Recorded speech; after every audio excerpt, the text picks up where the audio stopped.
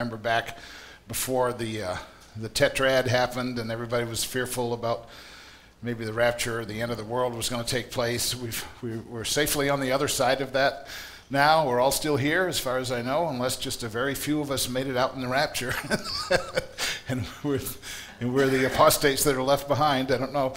But so we spent 7 weeks on the Olivet Discourse in Matthew because most of us, if not all of us, were raised in environments where we had a very dispensational, futurist kind of teaching about that passage.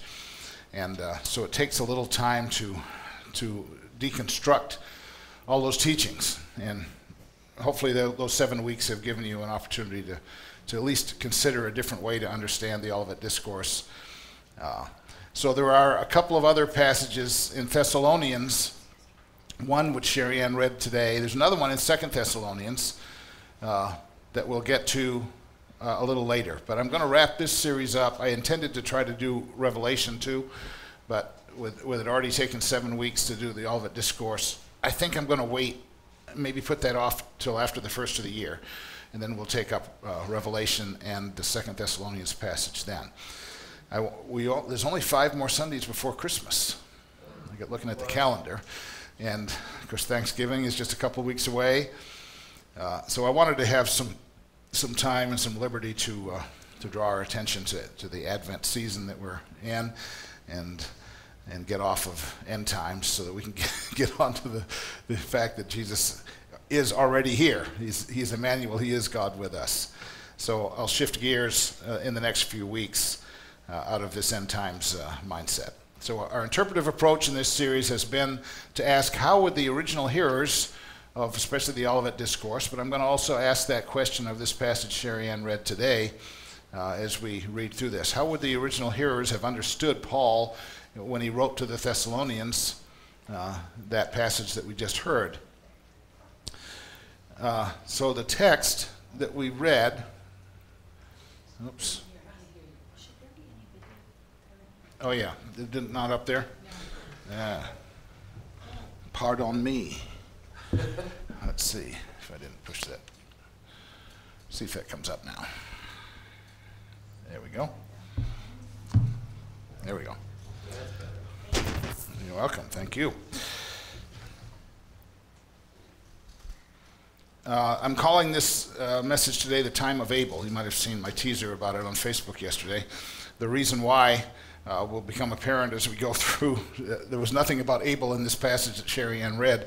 So this is a relief of the Cain and Abel story, and we'll talk about that a little bit more as we go. So the text today from 1 Thessalonians is often thought of in evangelical and Pentecostal churches as a text about the rapture, the future removal of believers from the earth before a time of great tribulation is to come, followed by a second return of Jesus. So that understanding of this passage in 1 Thessalonians really calls us to, or asks us to, think of the second coming in 2 parts.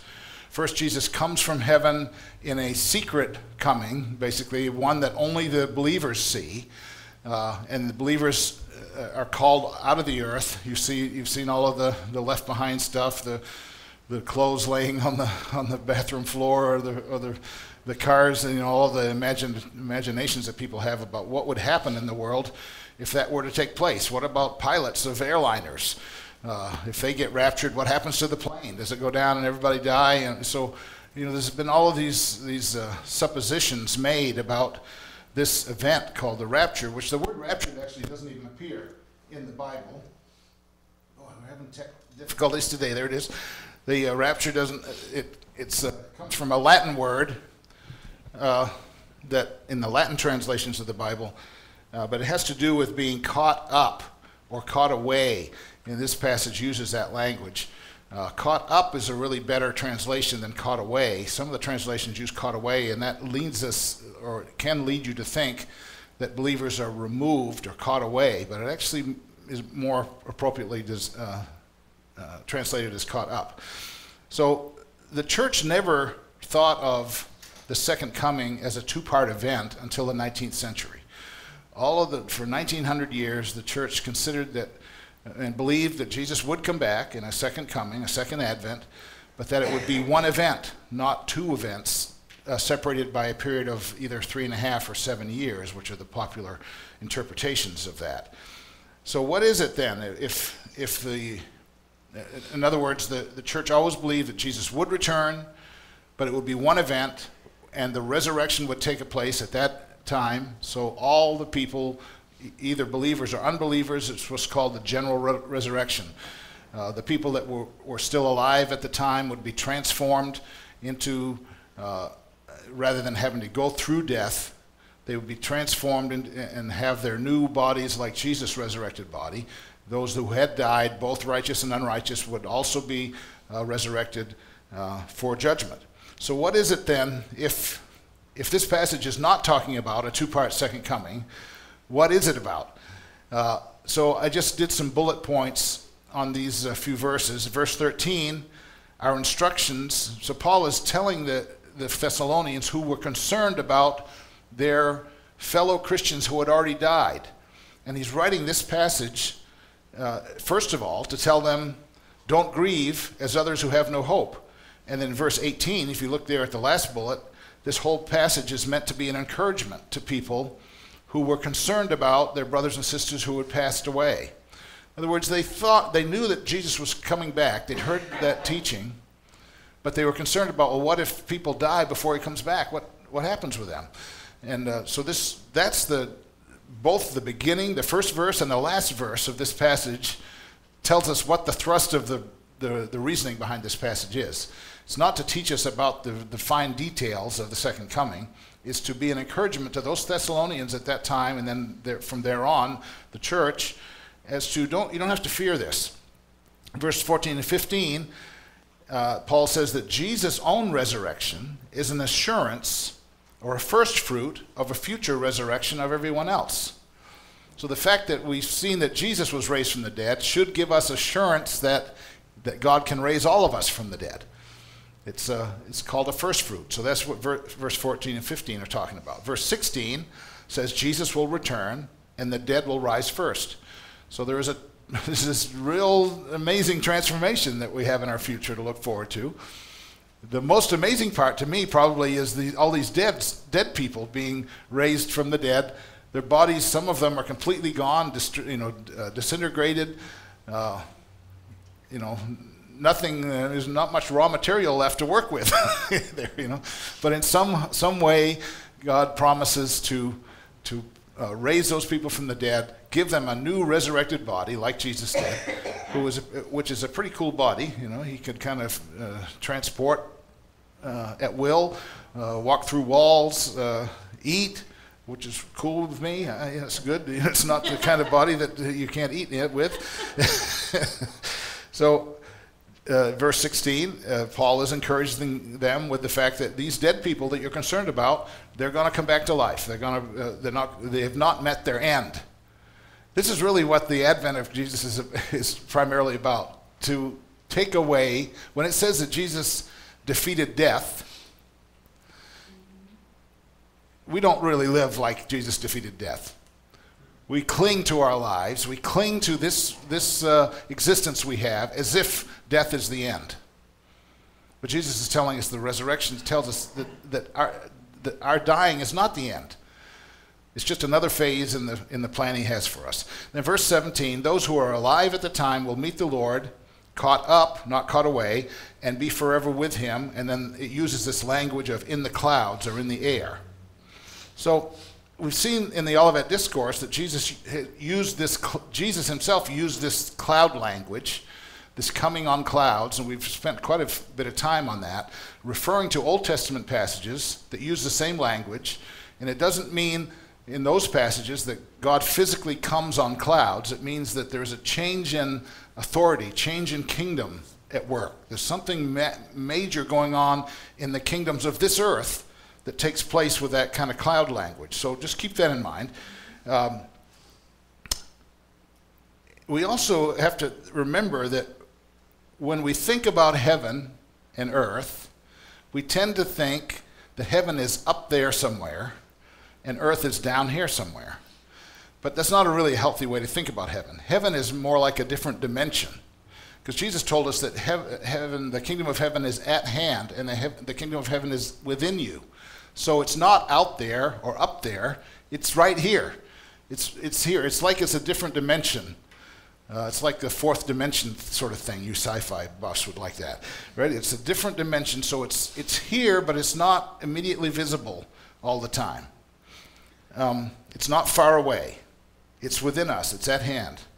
If we think of heaven and the kingdom of heaven in this way, the cloud and air language in this passage could have more to do with the whole earth being more aware of his presence, right?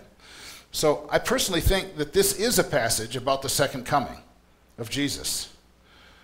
I think we don't really have a good idea what that's going to look like. I think Paul did the best he could do with the tools of language that he had to try to encourage us about it, to tell us about it. Peter did a little bit too. The book of Revelation and all of that amazing figurative language tries to express it again, but it's something that's not expressible. It's like when a fourth dimension becomes visible, how do you express that in three-dimensional language? It's really tough to do that. So I think we ought to just have a certain amount of humility when we read these passages and not try to pin down all of the specific details, because we're talking about something that we haven't seen yet. N.T. Wright, in one of his commentaries on this passage, talks about this passage as if somebody that could see color was trying to explain what color is to a colorblind person. So what you have to do is resort to other similar things like textures or heat and light or other things. Say, well, the color blue is kind of cool, so they would understand cool, and so we speak of colors in temperature way. Red is hot, right, and blue is cool, and so yellow is kind of alarming, and so you could use that kind of language, but it really wouldn't get across to the person what actually the experience of seeing color is. So I think that's kind of where we have to keep the way we have to keep things like this in mind when we're talking about another dimension that we know very little about. So Wright tries then to understand this passage in the context of the first century people. How would they have understood Paul when he wrote this? So I'm going to read a bit of Wright's take on this passage from his book, Surprised by Hope. And he begins, when the emperor visited a colony or province, the citizens of the country would go out to meet him at some distance from the city. It would be disrespectful to have him actually arrive at the gates as though his subjects couldn't be bothered to greet him properly. When they met him, they wouldn't stay out in the open country. They would escort him royally into the city itself. So if you remember this passage in Thessalonians and the dialogue about Jesus coming and the people being aware of him, seeing him, and going out to meet him, or being caught up to meet him. We understand cloud language as being there's a change in culture, a change in authority coming. Wright is saying the people in the first century would have understood this, because when an emperor came to visit them, this is what they would do. They would go outside the city to greet him, because it would have seemed callous of them just to wait for him to show up in the city. They would go out, greet him, there'd be a celebration, and then they wouldn't stay out there. They'd come back and escort him back into the city. He continues, when Paul speaks of meeting the Lord in the air, the point is precisely not, as in the popular rapture theology, that the saved believers would then stay up in the air somewhere away from earth. The point is that, having gone out to meet their returning Lord, they will escort him royally into his domain, that is, back to the place they have come from. Wow. Okay, we'll keep going. The reality to which it refers is this: Jesus will be personally present, the dead will be raised, and the living Christians will be transformed. There will come a time, which might indeed come at any time, when, in the great renewal of the world that Easter itself foreshadowed, Jesus himself will be personally present and will be the agent and model of the transformation that will happen both to the whole world and also to believers. So he's saying, yes, this is Paul is describing an actual event in our future that will take place, but it's not the removal of Christians from the earth so that the earth can go through a cataclysmic tribulation period. It's picturing in imagery that they would have understood in the first century how people met kings and emperors, even in those days. What Wright is trying to do, not only in Surprised by Hope and some of his other writings, is to shift Christians' focus away from the idea that heaven is a place we go when we die. That has never been the scriptural hope for the Christian. The scriptural hope for the Christian is to be resurrected, is to overcome death in resurrection, and then to live then in the New Jerusalem or the new heaven and new earth. Right? So the hope is that after spending a period of time resting in the Lord after death, there will be a resurrection. We'll get a new body like that of Jesus, and we'll live in this new creation, this new Jerusalem, not live for eternity on a cloud somewhere off in heaven in a cabin in the corner of glory. Right? The intention, we are physical beings that have a body. We are spirit, soul, body creatures. And Paul writes of that when we die, we're incomplete. We groan for the reuniting of ourselves with our bodies. So when God created us, he intended us to be spirit, soul, body creatures, not just for these few years that we live on earth, but for our whole of eternity. Now, how those bodies will look, we're not quite sure. How they will function, we're not quite sure. We just know that there won't be death and disease and all of these things that we have to deal with now, and aging and arthritis and all those other things that we have to put up with now. So, everybody clear on that? So what he's trying to do is refocus our attention to the hope of the Christian is not to go off and live forever in heaven. It's to be resurrected, have a new body, and live together with Jesus, being aware of him in some kind of new heaven and new earth, whatever that looks like. So, Paul will later, see, 1 Thessalonians is one of the first, probably the first letter that we have of Paul writing. So sometime later when he wrote to the Corinthians, he also visited this topic. This is in 1 Corinthians 15. And he writes at verse 20, "But in fact, Christ has been raised from the dead, the first fruits of those who have died. For since death came through a human being, the resurrection of the dead has also come through a human being. For as all die in Adam, so all will be made alive in Christ. But each in his own order, Christ the firstfruits, then at his coming, those who belong to Christ." So this is describing the general resurrection of the dead. And it's likening it to Jesus' own resurrection. He's saying, look, we've already seen this happen once. Jesus was raised from the dead. This should give you assurance that he can do it for everyone. And he uses this language of first fruits in this passage. So a first fruit is a small sample of the first of a harvest, right? It might be the first olives, the first apples, the first heads of grain.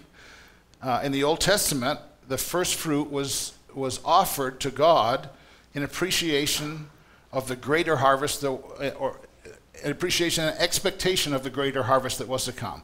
You know, when you have a harvest of vegetables, it doesn't all come to a head at once, right? You have some early plants or trees that produce their fruit early. So in the Old Testament, they were encouraged to harvest that first fruit and bring it and offer it to the Lord. So both in appreciation and expectation of a larger harvest to come. Now, there's something else that's important that you don't often hear talked about when we talk about first fruits. A first fruit is not just something in expectation of something else to come. It's also a representation of the harvest that is to come. What do I mean by that? You didn't present grain as a first fruit of an olive harvest. And you wouldn't present pomegranates as a first fruit of a wheat harvest, would you? You presented as a first fruit the same thing that you were expecting to harvest when the full harvest was brought in. grain for grain, olives for olives, pomegranates for pomegranates, corn for corn, whatever. You wouldn't offer corn in expectation of an apple harvest, right? Because they're different things, okay? So keep this in mind. And here's a question. When Jesus was raised from the dead, Paul calls him a first fruit of our resurrection. What was that fruit like? How did he treat, A, those who deserted him, and B, those who had crucified him? Well, when he was raised from the dead, how did he treat his disciples who had deserted him? Well, he restored them. He came to them, told them not to be afraid. He says, peace be unto you. How did he treat those who had crucified him? He forgave them. He said they don't know what they're doing, so I'm going to forgive you. It's hard to hold somebody responsible for doing something that they don't know that they're doing. I mean, our whole legal system is based around this. Rene Girard points this out, that prior to the crucifixion of Jesus, legal systems did not take, across the board, not just Judaism, across the board, they didn't take into account the motives of the people who committed the crime.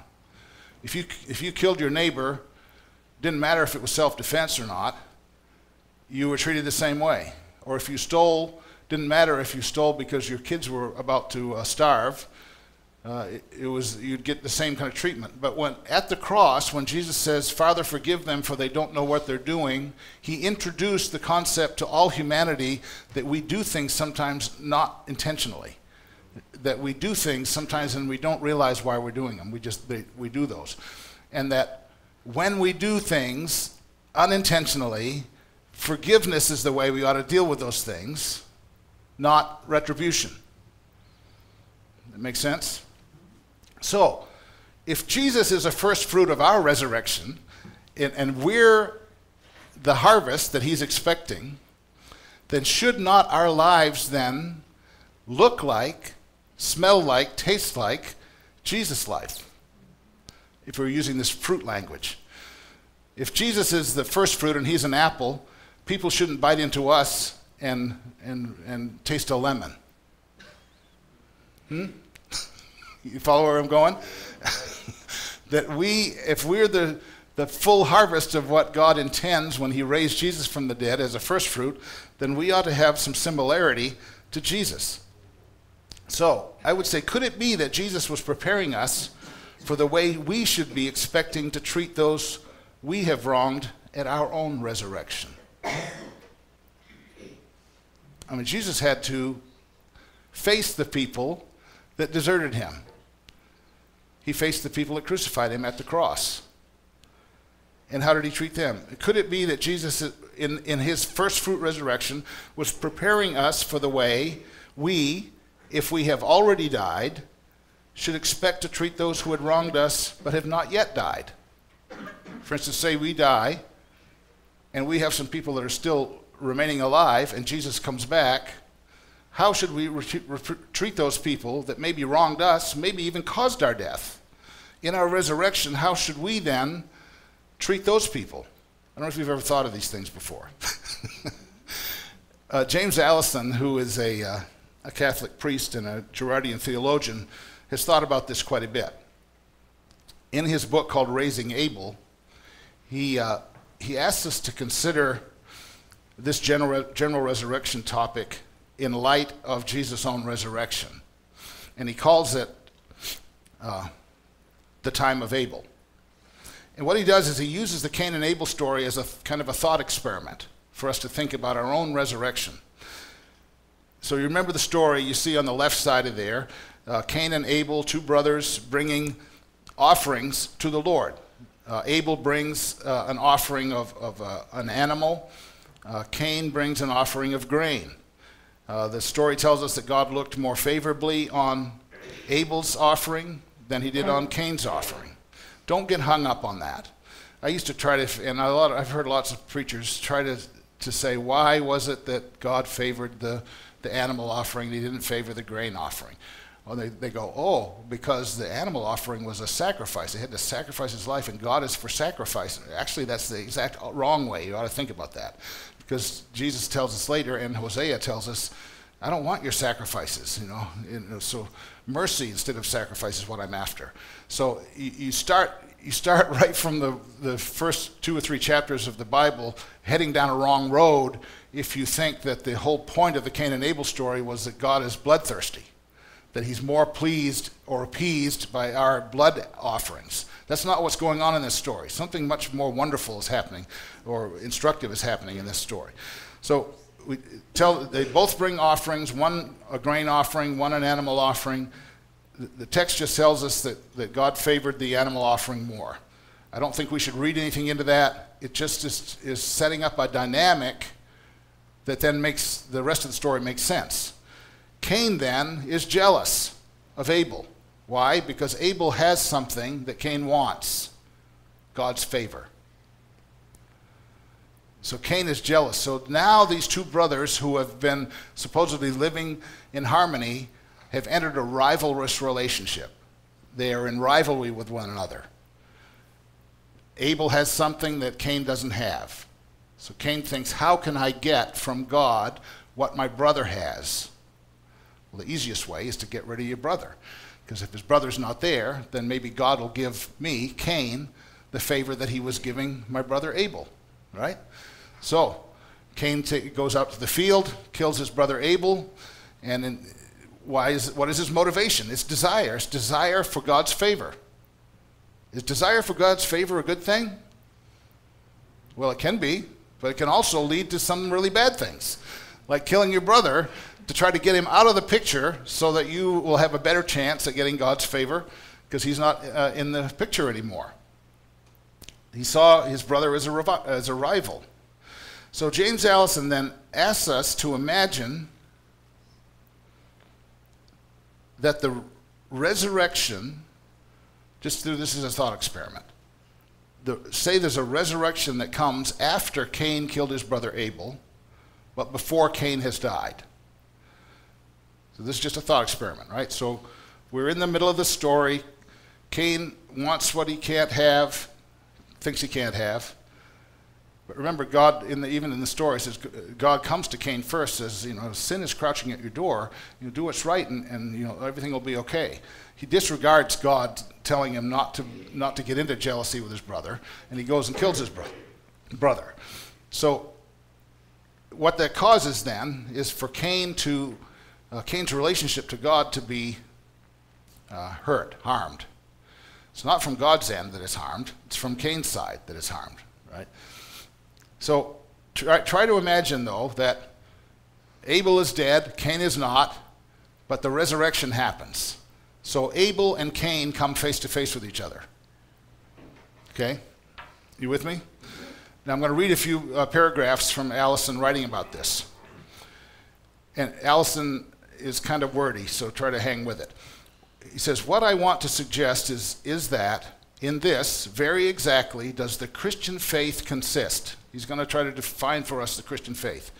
In the return of Abel as forgiveness for Cain, and the return of Abel not only as a decree of forgiveness for Cain, but as an insistent presence which gives Cain time to recover his story, and with the years which remain to him, which may only be days, who knows, to begin to construct another story. So he's trying to get us to think about this meeting. Abel has died at the hands of his brother Cain. Abel is resurrected, and he comes to meet Cain.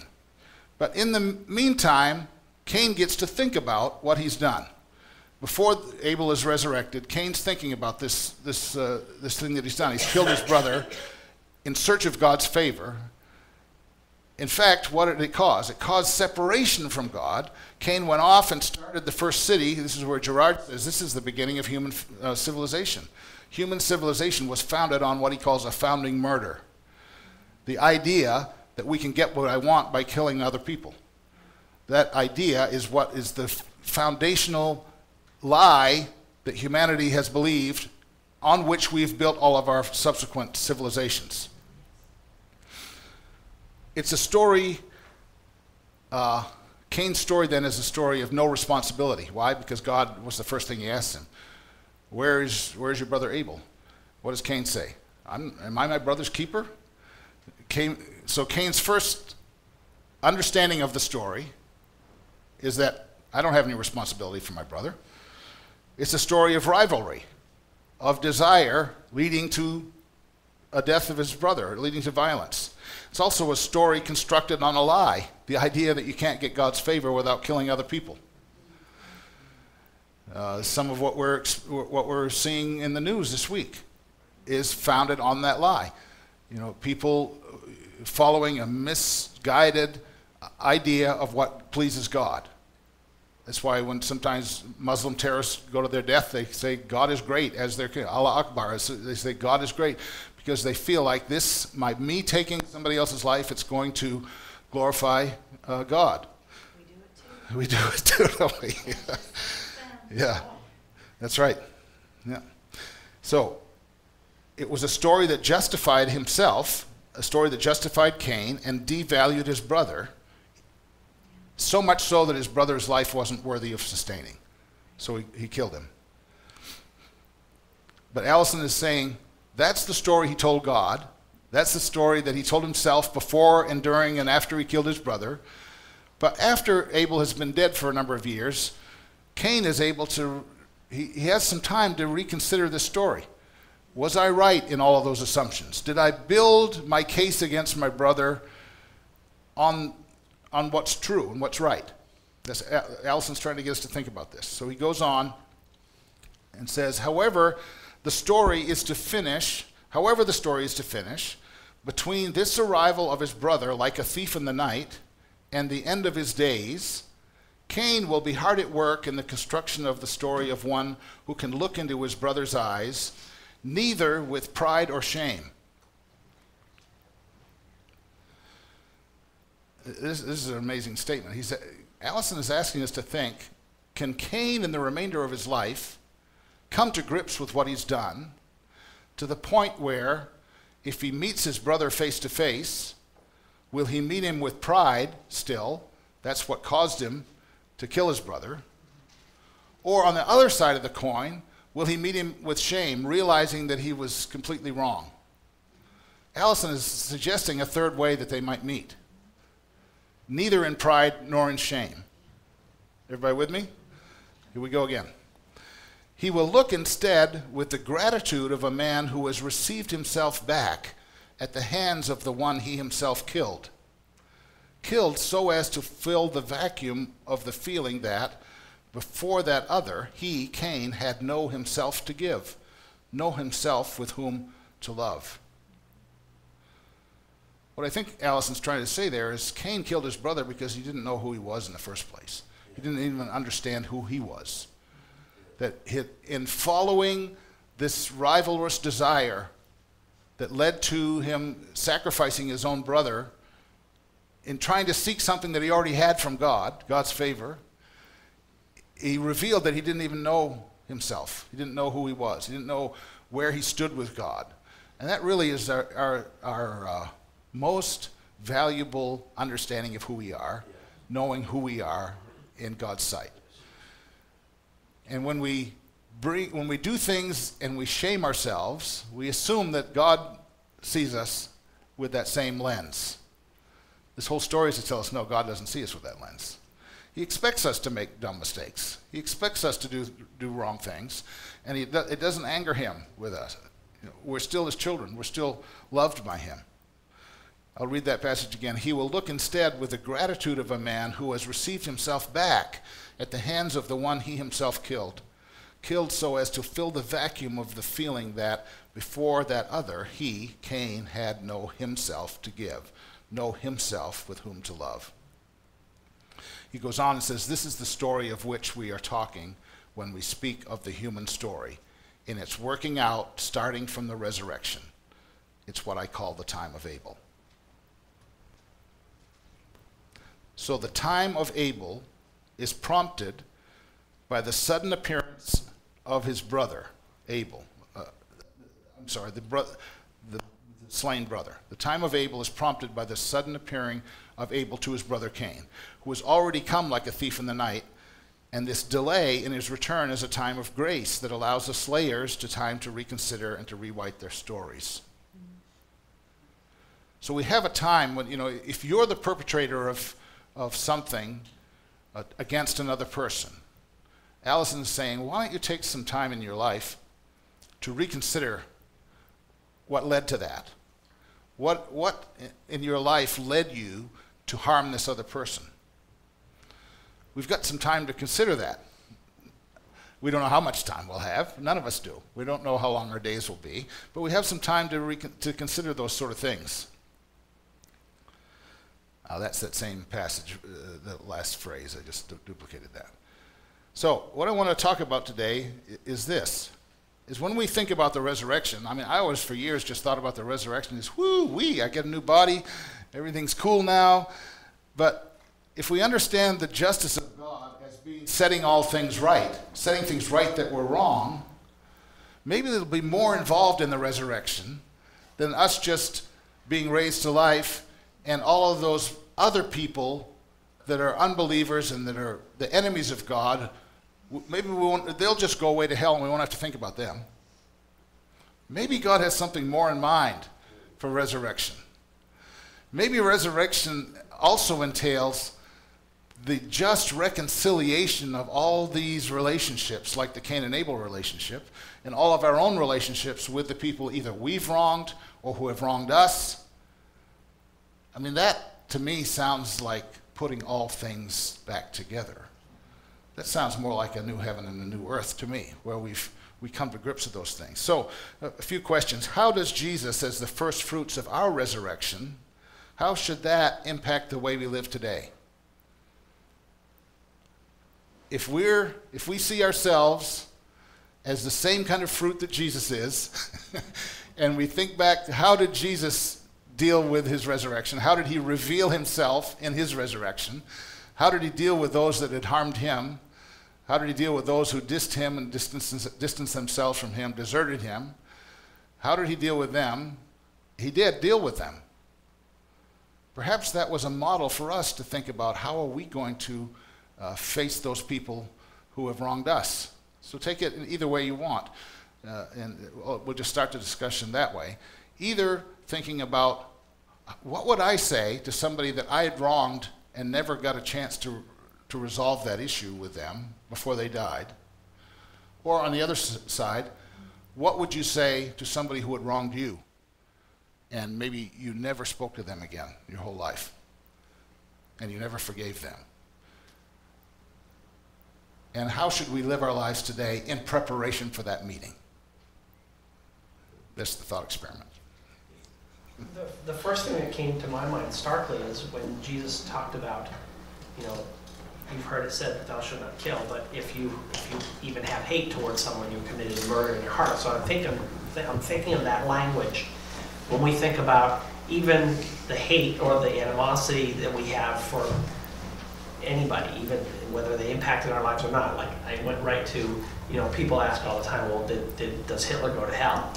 So if everybody is resurrected and we come face to face with Hitler and the knowledge of what he did and our animosity and our hate toward him because of what he did, we're going to reconstruct how we've perceived that, thinking that, well, he's not on God's side, look at all the stuff he did, and now he's been resurrected and there's a reconciliation. Oh, okay, really, God does want to restore all things. Yeah. Yes, because so often the judgment we think of as, well, those guys are just